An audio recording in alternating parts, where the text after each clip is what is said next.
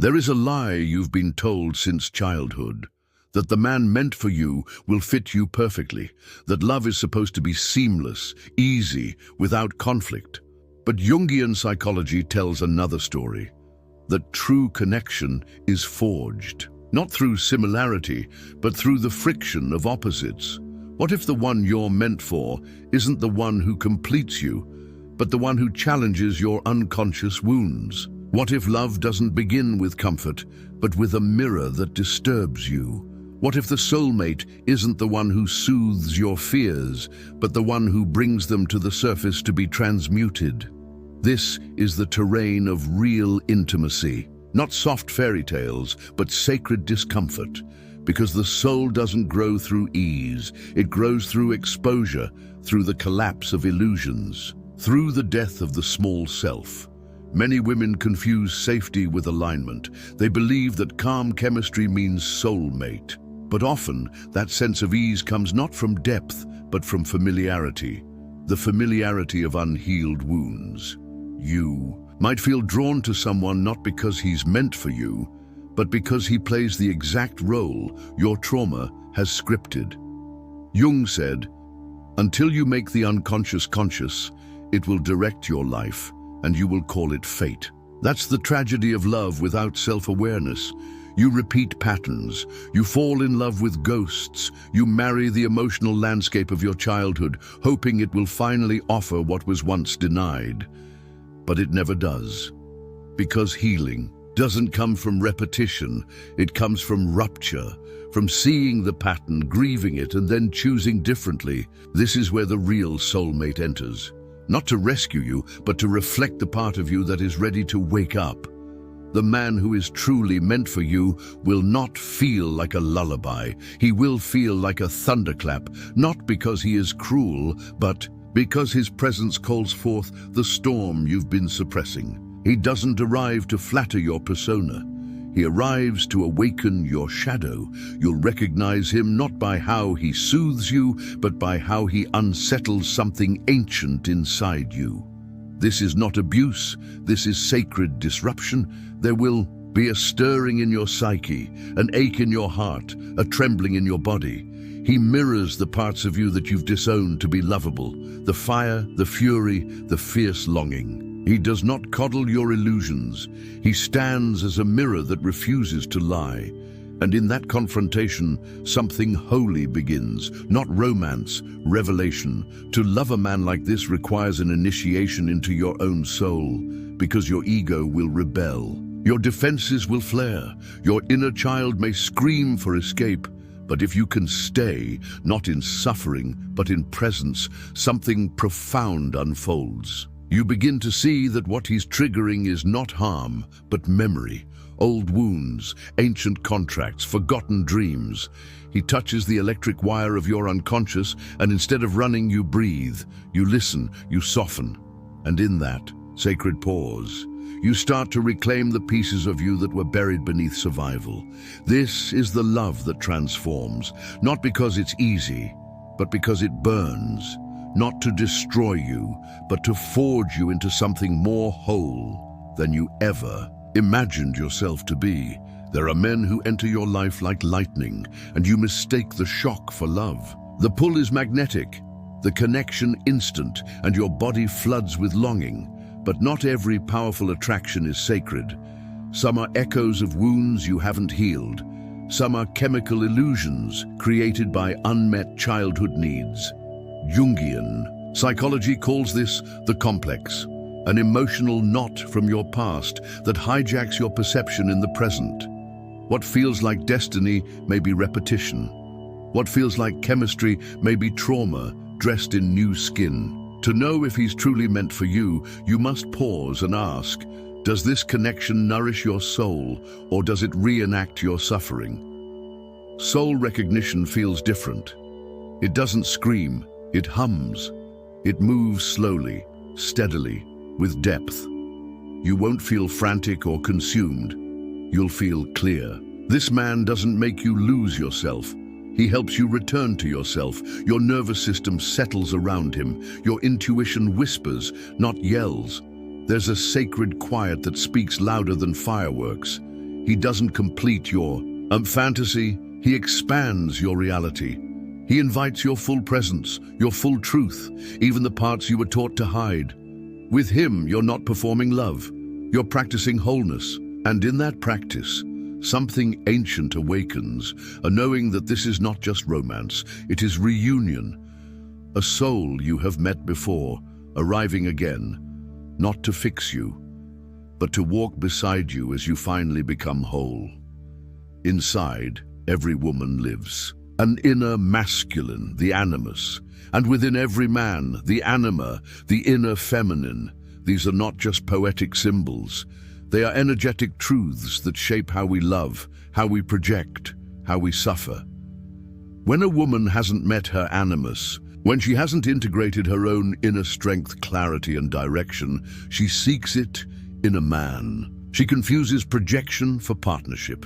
She falls in love with his decisiveness, not realizing she's starving for her own.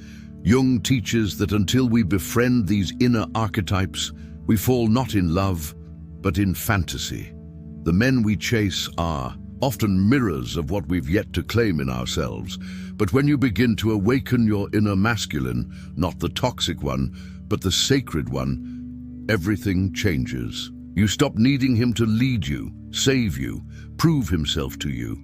You begin to recognize that true union starts within. Then, the man meant for you doesn't arrive to complete you. He arrives to dance with you. His strength no longer intimidates, because yours is awake. His presence no longer overpowers, because you've rooted into your own. The dynamic shifts. Love becomes less about fusion and more about polarity, a sacred dance between two whole beings, each reflecting and refining the other. This is where the soul begins to sing, not in possession, but in profound resonance. There is a profound difference between a man who pleases you and a man who holds you. The pleaser performs. He adapts, agrees, flatters. Not out of love, but out of fear. Fear of losing you. Fear of conflict. Fear of not being enough. His presence is wrapped in anxiety, even if it's masked by charm. He says what you want to hear, but you sense the hollowness behind his words. He becomes what you need until he resents you for it. This is not sacred masculinity. This is a boy wearing the mask of a man, still seeking mothering from his partner, and it is not your burden to carry. The sacred masculine does not perform.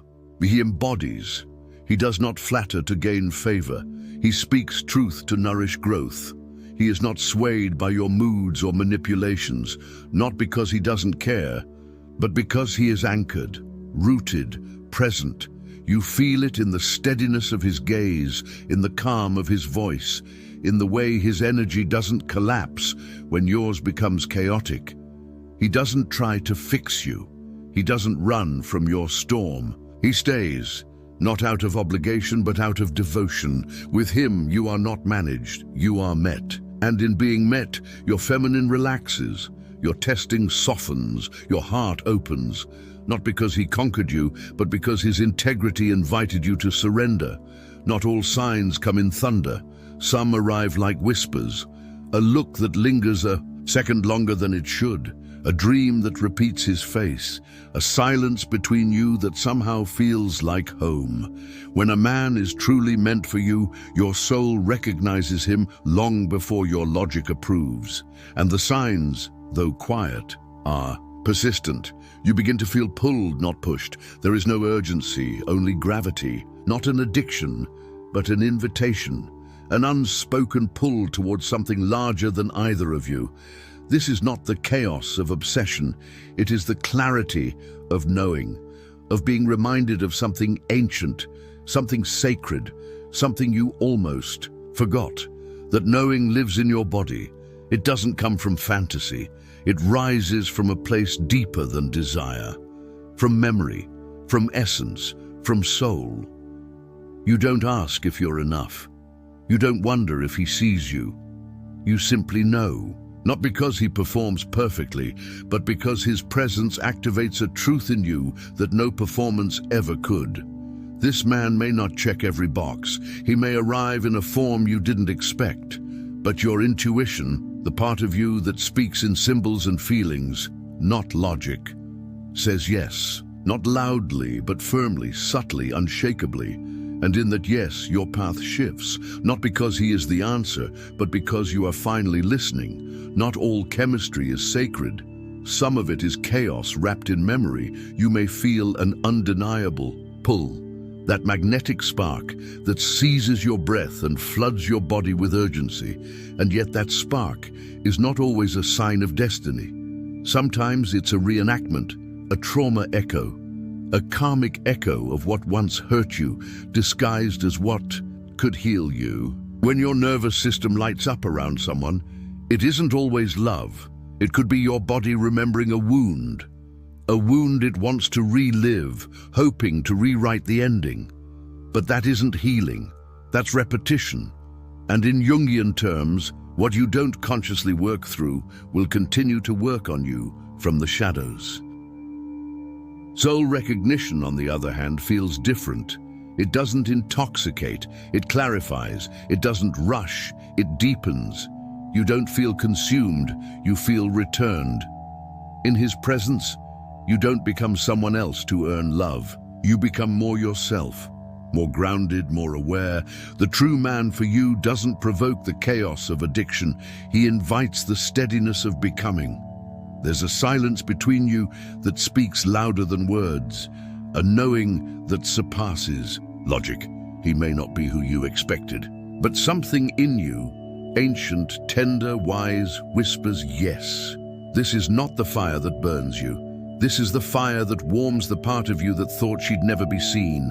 And in that warmth, love begins. Not the fantasy, but the real thing. To love consciously is to enter the temple of your own becoming, and relationship is the altar. The man meant for you will not arrive as a cure. He arrives as a catalyst. His presence won't rescue you, it will reveal you.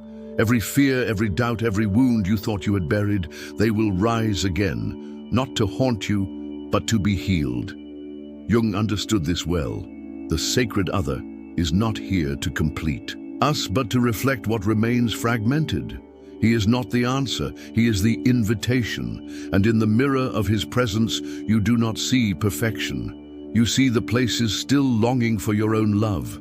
This is not a romance built on fantasy. This is a ritual of fire, a slow, sacred alchemy. You will feel your edges, you will touch your limits, you will encounter the part of you that wants to shut down, to blame, to run. But if you stay, if you breathe, if you bring your soul instead of your survival patterns, something miraculous happens. You become more than a lover. You become a vessel of transformation. The relationship no longer revolves around comfort. It becomes a crucible for awakening.